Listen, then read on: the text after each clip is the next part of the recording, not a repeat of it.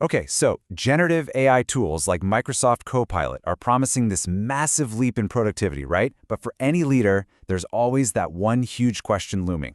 How do we get all those amazing benefits without just creating total chaos and risk? Well, that's exactly what we're going to tackle today. We're unpacking the strategic blueprint for a safe, smart, and successful Copilot rollout. And before we jump right in, just a quick heads up. This is part 4 of a bigger 10-part series. All the material we're covering today comes from a really comprehensive guide on AI security by Virtualization Options LLC. We're zeroing in on their blueprint for safe adoption. So with that, let's get into it.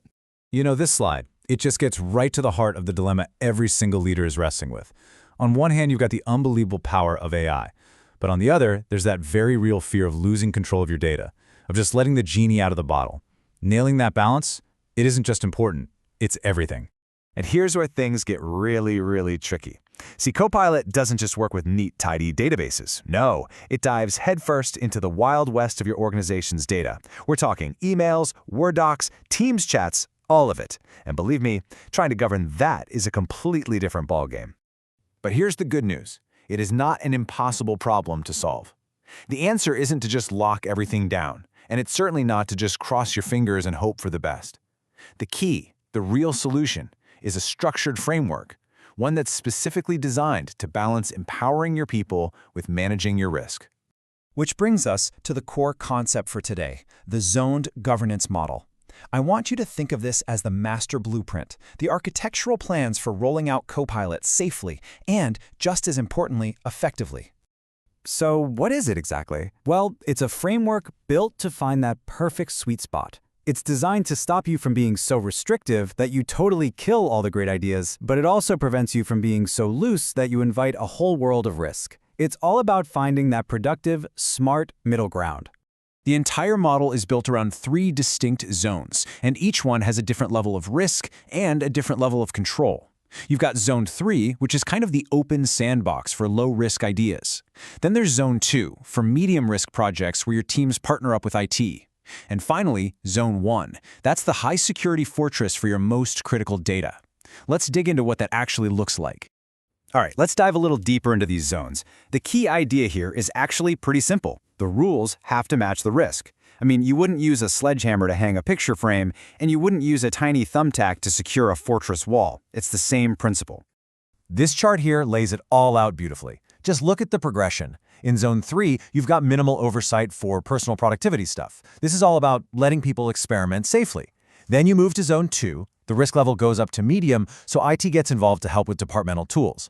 And finally, you hit Zone 1. High risk, mission-critical stuff, which means IT has full top-to-bottom management control. It's just a logical, smart escalation of governance based on risk. So let's start with Zone 3. This is your innovation sandbox. This is where you want to empower your employees. Let them play. Let them experiment, build little personal productivity tools, or whip up small solutions for their immediate team. The governance is light here for a reason, because the risk is low. Okay, next up is Zone 2, where partnership is really the name of the game. So imagine your HR department wants to build an AI agent to answer employee questions about benefits. Well, that's a bit more complex, right? It touches on more sensitive data.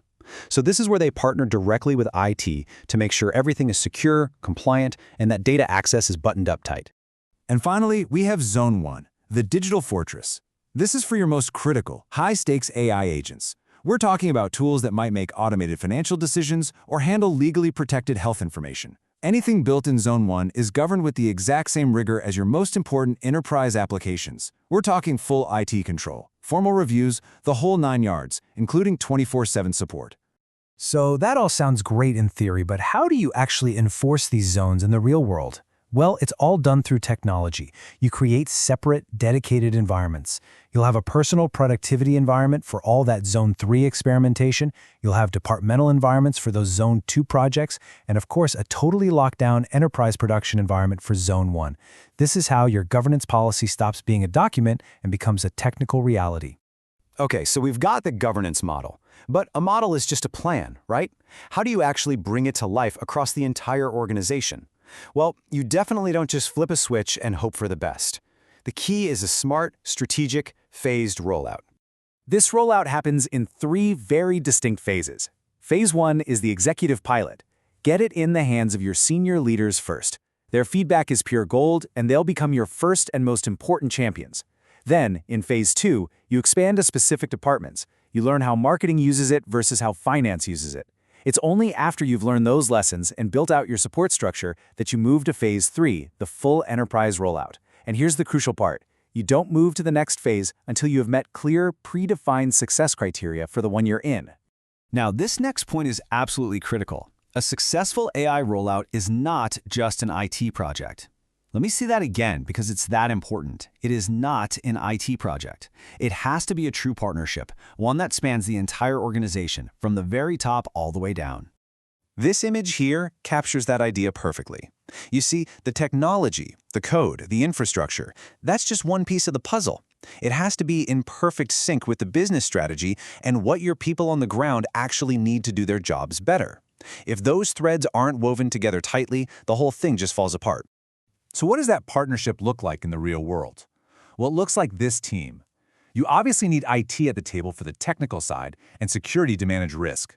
But just as vital are legal for policy, your business units to identify the best use cases, HR to handle the training and change management, and communications to shape the story. Every single one of these roles is absolutely essential. You know, this quote from the source material just sums it all up perfectly. Successful AI adoption requires genuine partnership across functions. It's that simple. You cannot do this in a silo. If there is one single thing that any leadership team watching this takes away, it's this right here. This is the key. So, we'll leave you with this question. You've seen the blueprint now, the zoned governance model, the phased rollout plan, and the cross-functional team you need to build. The framework is right here. The only real question left is your organization ready to pick up the tools and start building?